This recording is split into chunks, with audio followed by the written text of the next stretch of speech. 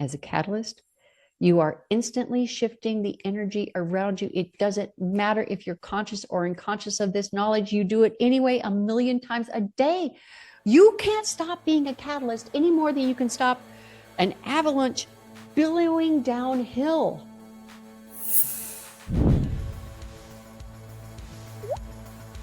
Hi, everybody. I'm Diane Armitage, and welcome back to the Catalyst Code, where we crack the internal code that changes the external result.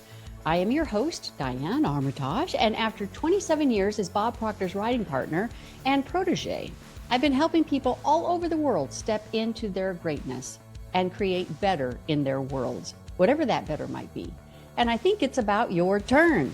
Each week, Catalyst Code teaches you how to activate momentum, rewire your mind, and create results that stick. You are the catalyst. This is the code. So let's go. Today, I want to talk about your power. And I want to start with this question. Do you feel sometimes like you're living inside a small glass jar? A human life is a collection of minutes, hours, and days. These are the building materials, and it's left up to us to determine the kind and size of structure we build for our lives. Don't wait for something outside yourself to make you happy in the future. Every minute counts now. It's time to start acting as the creator of your life. So I want to discuss creators and catalysts in your life and in life around us.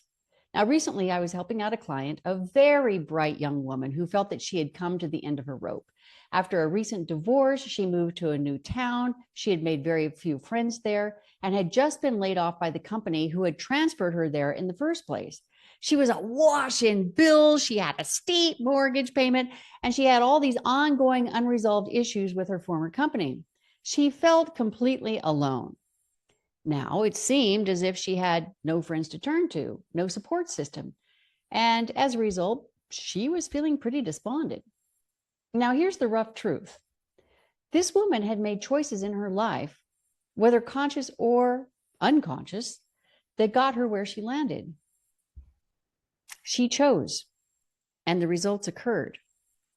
That's simply the way it works, because we don't recognize the energy that we are and that we have within us to direct the energy out there.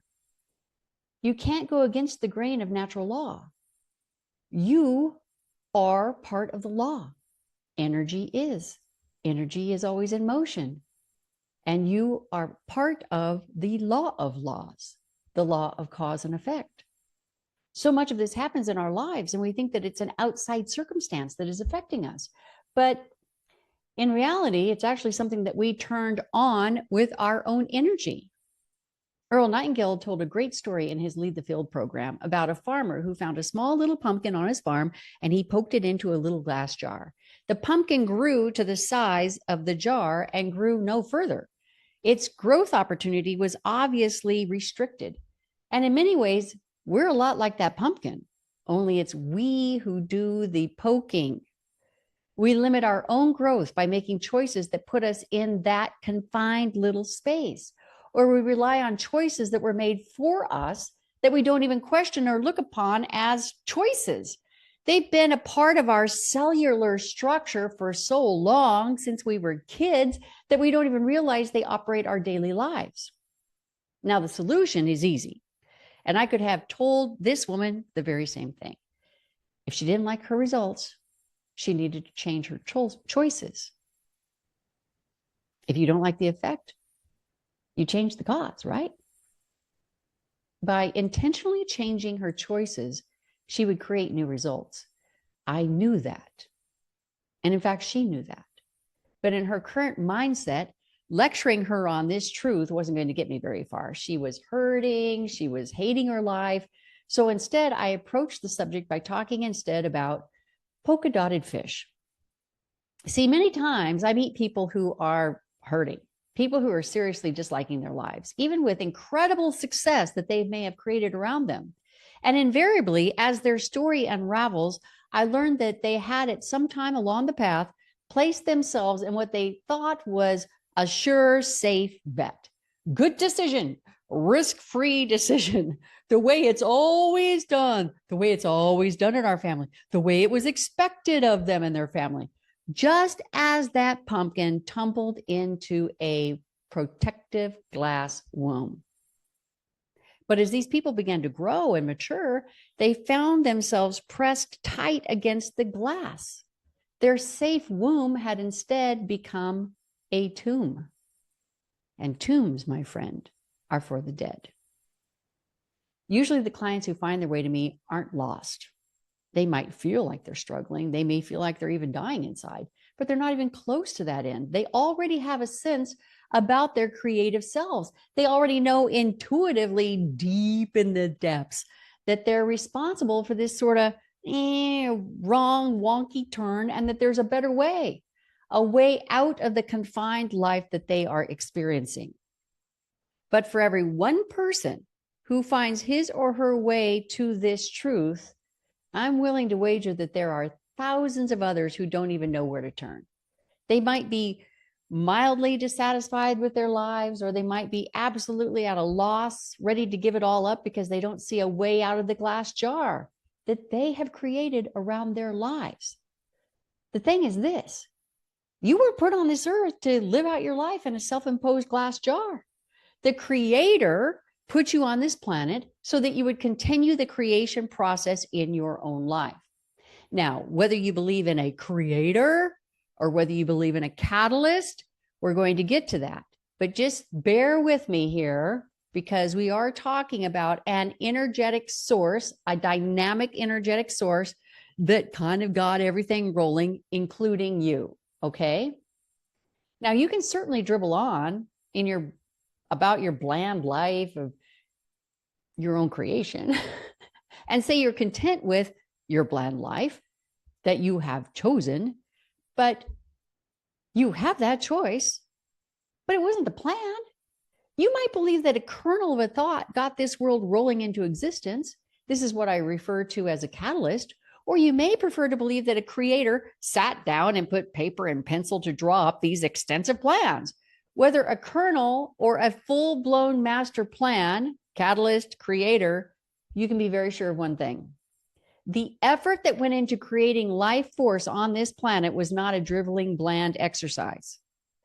I just don't see how you can possibly look at a giraffe or stare up at the night sky on a moonless night or experience a sea lion waddling up to look you right in the eye, or even walk past one of those, perky bird of paradise bushes with those orange and purple blooms. I mean, who would have thought of that? Without coming to the conclusion that there's a thinking mind behind all of this creation. It is a thinking mind with a knowing sense that all things are possible. Beyond that, I think it probably has a sublime sense of humor. I mean, imagine the architect of the universe suddenly sitting bolt right up in the middle of a project, like maybe overseeing the Grand Canyon formation or adding that special touch of salmon jumping upstream.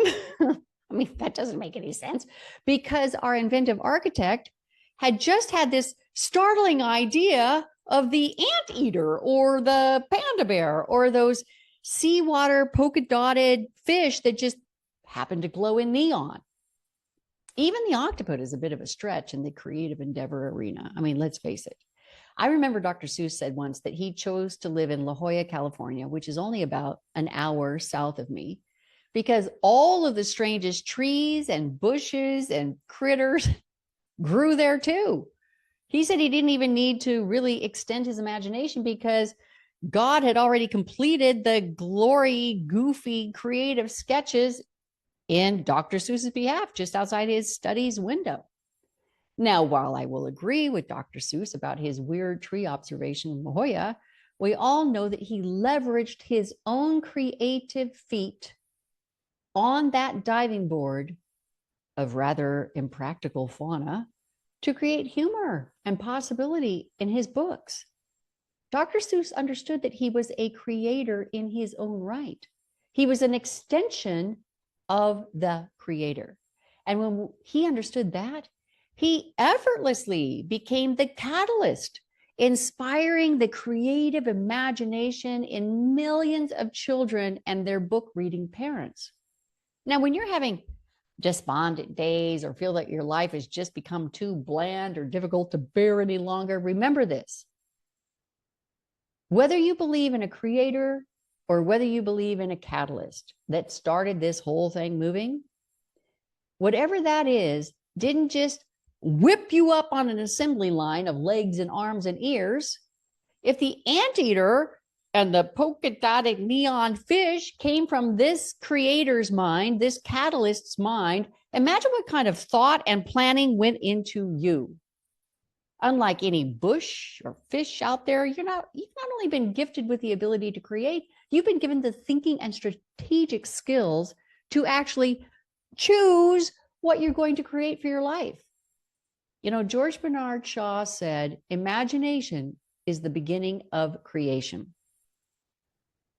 You imagine what you desire. You imagine what you desire. You will what you imagine. And at last you create what you will. I'm going to say that again because it's such a great quote. Imagination is the beginning of creation. You imagine what you desire. You will what you imagine. And at last you create what you will.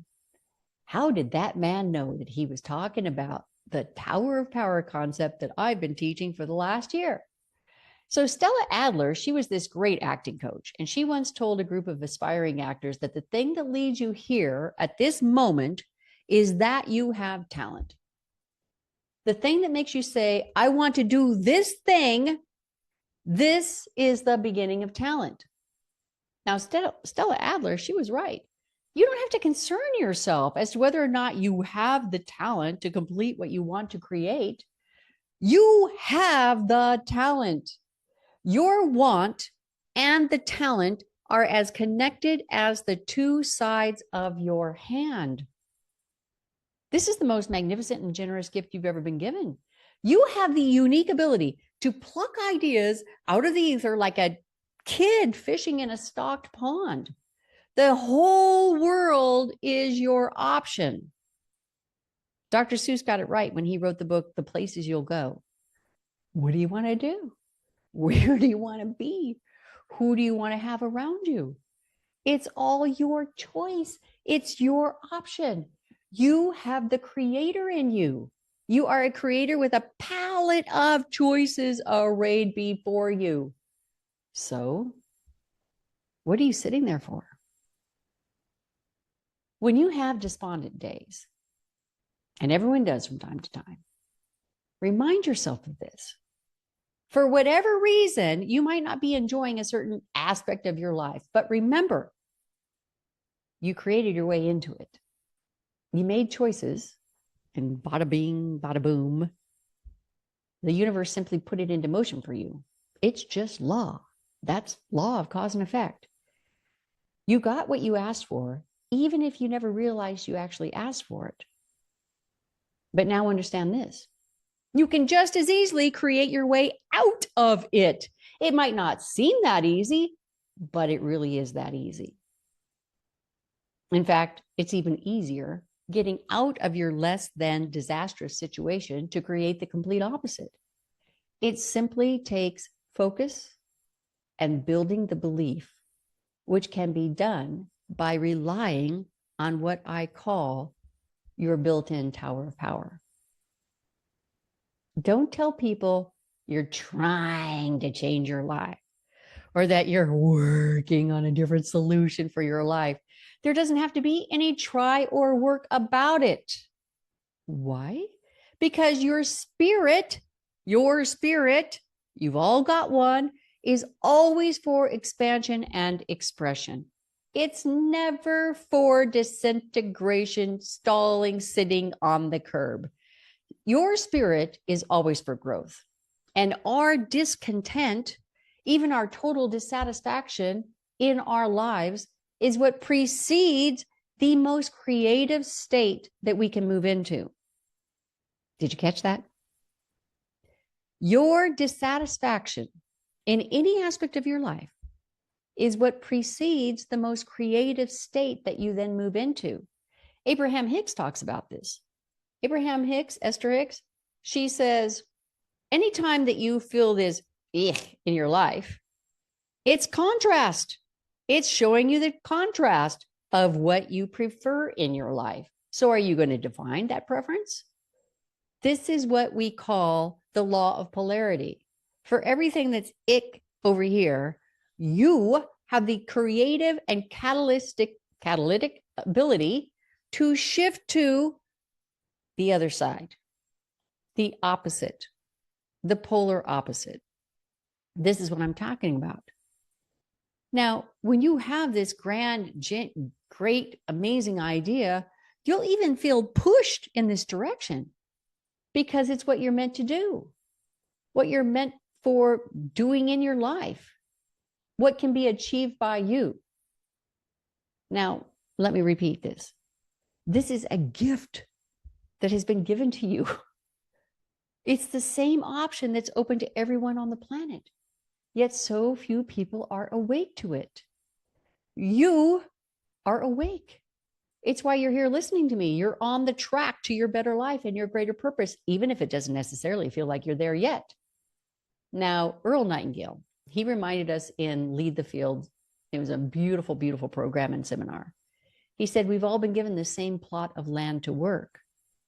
What we do with that plot of land will determine our greatness and our success.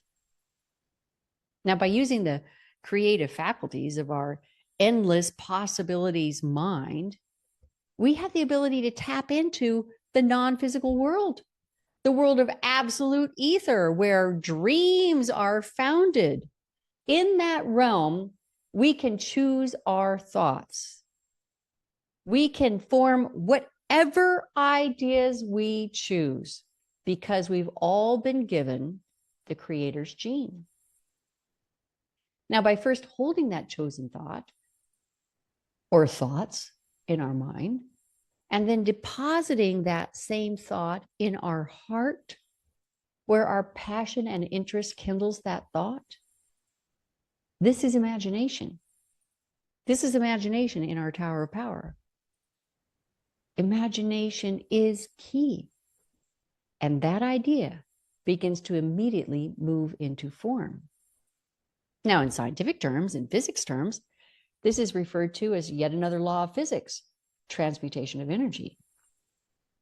In spiritual terms, it's referred to as prayer. Which brings us to another interesting point, the concept of prayer. When you say you're praying, you are asserting that you would like your reality to be altered in some way, right? You've chosen an idea or a thought of what you prefer your reality to be, and you're asking God or spirit or whatever you believe out there to assist you in this request. Now, through the act of praying, you have already consciously or unconsciously called in an attractive force, the law of vibration. Yes, another law of physics, another planetary law of physics. Remember, your mind is nothing but energetic activity. The image that you hold in your mind is energetic activity too. And it will dictate the vibration that you are in at any given time. As the image changes, as you pray for a different and specific result over there, the entire vibration of you, energetic you, changes. The vibration moves into your reasoning mind, yet another entity in your Tower of Power. It moves into your conscious thinking mind to your subconscious doing mind. Your subconscious, it's just in charge of creating a reality for you from that accepted thought of your conscious mind. In other words, this thought in your conscious mind will begin to move into reality as long as you stay on course, believing that you deserve this new reality. The belief. That's what I talk about in this whole Tower of Power process. Because in most cases, our conscious mind, our reasoning mind, isn't necessarily on board with wild-haired new ideas you might have for yourself. So It takes starting at the top of your tower, the highest energetic levels of you, the highest intellectual gifts that you have been given, to bring the idea down and softly convince your conscious mind it's good, it's acceptable. And I've covered this entire Tower of Power teaching in my masterclass, and you can find that at dianearmitage.com/mytower. So you take this idea and you loft it down your Tower of Power. You're not forcing it down. You're not driving it down. You're lofting it down your Tower of Power so that you can ensure that the new idea becomes your new reality. Now, I show you how to do this in my masterclass and in my extended course that I call Money Physics. But see, here's where this whole Tower of Power of creation can be leaning in the wrong direction. Because in many cases, people have no idea that they've begun this creative process of their own accord. If they knew what they were thinking was creating their reality, they might actually expect its eventual reality rather than doubt whether their prayer has been heard. Now, on the other end, if they knew that their thought was creating a reality, form follows thought, would they really be allowing that thought in their mind, in the creative repository of them? Remember, faith and fear both demand that you believe in something you cannot see. It is your choice. So are you going to play the faith side or are you going to play the fear side? Because it doesn't matter to your subconscious mind. It will create that reality. Your faith, your fear doesn't matter to the law of vibration, the physics law of vibration. Like energy attracts like energy. It will simply magnify and create whatever side you choose. Many people have believed from childhood that their lives are in a separate power's hands. I mean, they may say, for instance, that they've prayed and put their life's direction in God's hands. What happens now is up to God, they often say. Now, I have no doubt that God or spirit is an active force in helping you manifest a better reality from your deeply intended prayers. But I also have no doubt that praying and then taking a passive stance by saying that God, this thing that's outside of you, this greater power up there, will either be responsible for your new direction or your ongoing despondent rut. It's not what God intended when first giving you the ability to pray. When God, the divine element, the energetic source, whatever you want to call it, gave you the ability to wish and dream and pray, God was really giving you the ability to co-create by working in harmony with the energy of the universe, because you are an energetic being working in harmony with the energy of the universe, whether you know it or not. You are intended to be a creator of your life, not a bystander on the sidelines watching your own life roll by. So by all means, pray. This begins to move energy into motion in your behalf. Don't beg. Pray with assumptive success in your mind. Pray. And then, as Bob Proctor used to tell me, move your feet. Move your feet. Or as Hypocrisy once said, prayer indeed is good, but while calling on the gods, a man should himself lend a hand to the gods. Do whatever you can think of to increase the momentum already rolling in your behalf. I like to think of it as like a lumbering jet, making its way down the runway. Your thoughts, your prayers are setting the wheels rolling, but it's up to you to step on the gas if you want to see this dream of yours lift off. So what I would suggest you do, sit down and make a list of solutions, not solutions that you feel are forced, not solutions that make you feel really crummy and bad. Make a list of solutions that feel inspired and fun. Easy steps that you can take to create that greater momentum. And in so doing, you're setting up an expectation within yourself and for your dream. You're getting emotionally involved in seeing this dream come to fruition. It doesn't matter how big or little you might think the dream is, just get it moving. And it all starts with what? Your imagination. Enlarging and improving on that bright idea that you just received. When you begin to move toward your dream, first with your imagination, and then with any inspired action you can think to take, the dream, the goal, actually begins to move toward you at an accelerated rate. What does this go back to? The law of vibration. I explain this at much greater depth in my courses. I could give you hundreds of examples over the years of how the law of vibration has stepped in to accelerate the process. Results that have happened brilliantly and beautifully in my life, in the life of many, many, many of my clients. Examples that span from what some would call coincidences to flat out phenomenal miracles. I remember hearing once that a coincidence is God choosing to remain anonymous. And once you truly understand the role of creation in your life as a co-creator, you understand that coincidence is creation. It's simply arriving under another name. You've probably heard me refer to the story of me wanting to move to Laguna Beach, the town of my dreams. But as I one day fatefully told Bob Proctor, I just couldn't afford it. I wasn't sure how I could afford the day-to-day lifestyle. Now, remember when I made reference to that plot of land earlier in this episode? Each of us has been given the square of life waiting there for us to plant the seeds.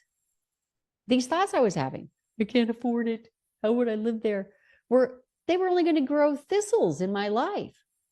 In situations like this, when you feel like something just can't be done or a certain lifestyle would never be yours, call to mind this vision, this acre of ground covered in thorns and thistles. Who wants that? Remember, you are a creator. Energy moves into action to create the reality of whatever you are thinking. In this case, I was letting old paradigms, old thought patterns of lack and limitation influence my thinking. The old reasoning mind that bubbles up. I am a creator just like you.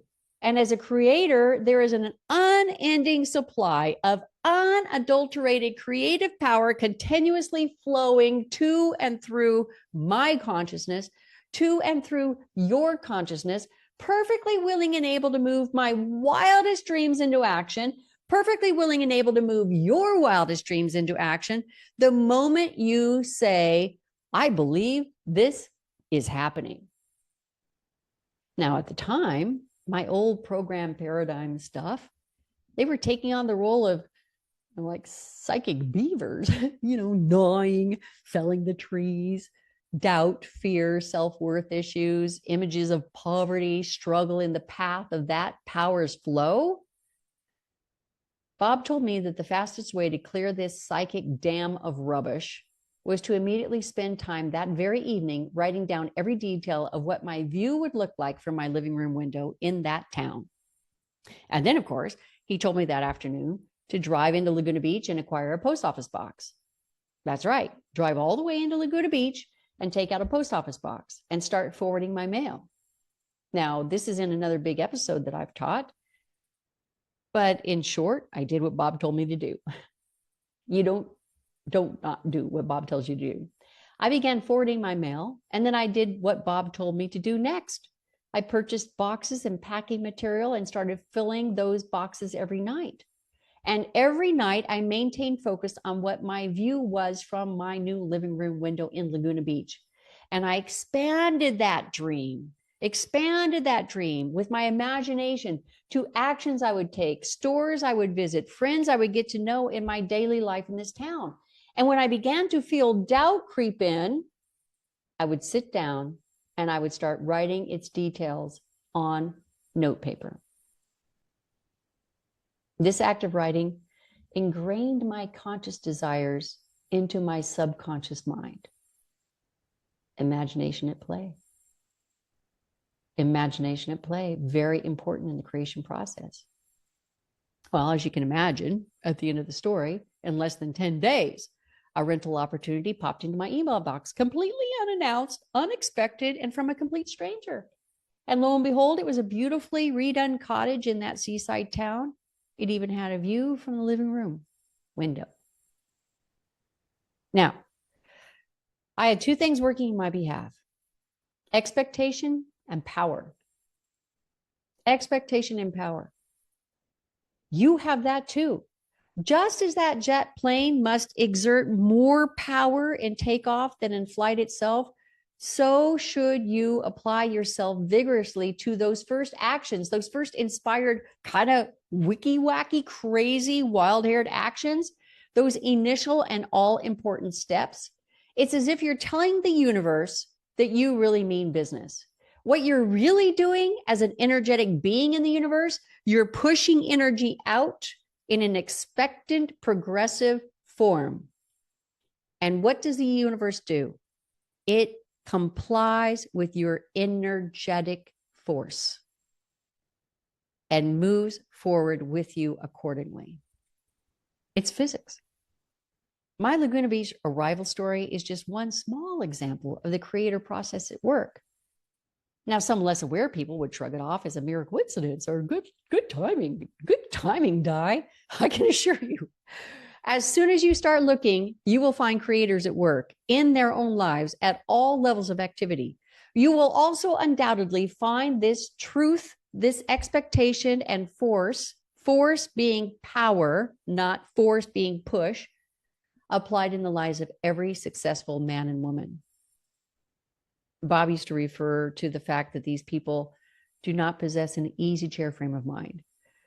He said they have studiously avoided that fatal combination, what he called dropsy and heart trouble, dropping into an easy chair and not having the heart to get out of it. No easy chair frame of mind for you. No easy chair frame of mind for them. And as a result, their names flood the papers and the business magazines. They're lauded in special ceremonies. They're praised in their own boardrooms, and they're looked upon with awe by those who claim to be their competitors. They are involved in their communities. They're loved and respected by family and friends. They see what they want for their destiny, and they create it accordingly. They actively choose that destiny, and then they take inspired action. They get their feet moving. As William Jennings Bryan says, destiny is no matter of chance. It is a matter of choice. It is not a thing to be waited for. It is a thing to be activated. Once you understand that you have the creator's gene in you, your life becomes this endless sea of options. You can go anywhere and do anything you choose to do. Now think about that. You can go anywhere and choose to do anything you choose to do as long as it does not violate the rights of others or the laws of the universe. Now, I want to make a side note here that is very important. When the creator set this world in motion, there was no self-interest or malicious intent. There were no boardroom power plays at stake. There were no lobbyists playing politics. No reason for any one-upmanship. All of those words, those phrases, the creator left to our weaker selves to invent. You never, ever want to employ self-interest or malicious intent in what you are choosing to create. Ultimately, it would only cause disintegration in the long run. Now, that being said, let's return now to the ability to create anywhere and anything. This could be quite a rush of initial realization. Recognizing the sheer magnitude of this absolutely housed within you can be, I don't know, somewhat disorienting. Maybe it makes you feel a little dizzy. Some people come to me because they feel this overwhelm. Now that they know what they can do, they're not sure they're quite ready to do. They're not sure how to be ready. They've lived their lives in such an opposite frame of mind in this little jar for so long that they feel as if they've just look down to investigate why their feet aren't moving, and they're finding that their feet and their knees and their thighs are buried deep in this thick muck of their old paradigms. It's okay. There's a way out of that bog. They understand that life is there waiting for them to take it by the reins, and they feel almost frozen with indecision and anxiety. Where do they begin? What if their biggest dreams look to be in conflict with each other? What are their first steps? What are the wrong steps? In these instances, I restate the importance of taking small steps in the direction of an idea that really makes your heart sing. What would be some fun, inventive, wild-haired, maybe slightly wonky idea that you can take to move your dream forward? I mean, seriously, if you're thinking about a creator on this planet, putting drafts together, if you're thinking of a catalyst on this planet that eventually creates the draft, come on, come on. Small steps in the direction of an idea that really makes your heart sing, that really makes you laugh, that's where you want to be. I mean, I might not know you. You've never had the opportunity to meet me face to face, but I know you have an idea in your head that makes you feel that way. That's the idea that you want to latch onto and begin taking steps toward. But there's a greater idea here that I'd like to share with you when you're feeling anxious or uncertain. Now, if you will recall, I mentioned at the first of this message that when people believe that something started this planet of ours, they usually fall into the two camps, right? They either believe that an omniscient, omnipresent creator put the full planet into motion. And then there are other people who believe that a catalyst put everything in motion, a kernel of life that grew ever larger. Me personally, I think our creator allows us to ponder both of these concepts because the creator wants us to understand that instilled in each of us is both creator and catalyst. I mean, a catalyst is an element that provokes or speeds significant change or action. Why do you think I call this the catalyst code? It happens in nature 1,000,001 times a day as a rote automatic function. Yet we have the ability to act as thinking catalysts every day of our lives. Why do you think I have the catalyst code? When you feel disoriented or confused about the steps to take in your own life, when you wake up feeling, somewhat despondent because your life isn't where you believe it should be, when you struggle with old paradigms that have you feeling indecisive or frozen in place, when you feel like all of it out there is invading your ability to move forward here, focus instead on the magnificent gift that you are. You are a catalyst. There is always a reason why you have placed yourself in this place, in this time with these people around you. So consider for just a moment that you are actually here in this place to serve as their catalyst. When you come to understand that you exist as a catalyst each and every day of your life, your focus immediately shifts from what is wrong or frozen in your life and turns its attention instead to shaping and changing your interactions, to serve and support the lives and experiences of others. How are you currently acting as a catalyst in the lives of your spouses, your children? How are you acting and interacting with your environment? Whose lives are you touching through email? How are you acting as a catalyst there? We are all energetic bodies in motion. Everything is energy. Energy can neither be created nor destroyed, but it is always affected. As a catalyst, you are instantly shifting the energy around you. It doesn't matter if you're conscious or unconscious of this knowledge. You do it anyway 1,000,000 times a day. You can't stop being a catalyst any more than you can stop an avalanche billowing downhill. But you can stop the kind of energy you're putting out there because you have above all other creatures and creations on this planet, even above the neon polka-dotted fish, the ability to think as a catalyst, and the ability to create as a creator, to think as a catalyst. You have the ability to knowingly shift your interactions in an instant so that the positive energy you put out there is immediately snatched up and moved in such a fast chain reaction that it makes a splitting atom look slow. Focus on infusing your life with passion. Find glamour and humor in everything outside your door. Seek out creations and critters that leave you with a sense of awe and wonder. Actively seek moments in time and people in your day that you feel gratitude for. Treat every person you meet as the most important person on earth. Earl Nightingale said that in Lead the Field. It has stuck with me all my life. Treat every person you meet as the most important person on earth. Admire what other people do and tell them so. Respect how other people think. Respect how other people act and tell them so. Find ways to help other people move forward in their lives, always remembering that it is not your job to carry them. It's your gift to act as a thinking, positive-minded catalyst in their own energetic spheres. Remember, catalysts aren't necessarily explosive whumps. They're normally these small nudges that get energy flowing in the right direction.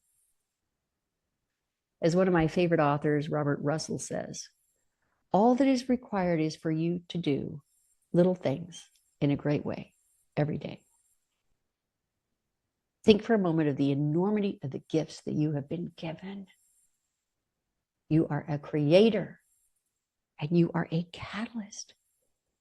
Whatever high diving board of dreams that you're standing on and you're putting your toes over the edge of, understand that you're on this planet to create. Whether it was a creator, whether it was a catalyst, it is what was intended for you to do. You have every ability to jump into a big, colorful, passionate life that is all your own and that touches the lives of hundreds and thousands, even millions of people you might not even see or notice. You have that much energetic power as a catalyst, as a creator. This life of yours, it's no one else's opportunity but your very own. It's time to get moving. Break out of that jar and start living your life your way. Creator, catalyst, your way. What are you going to change today?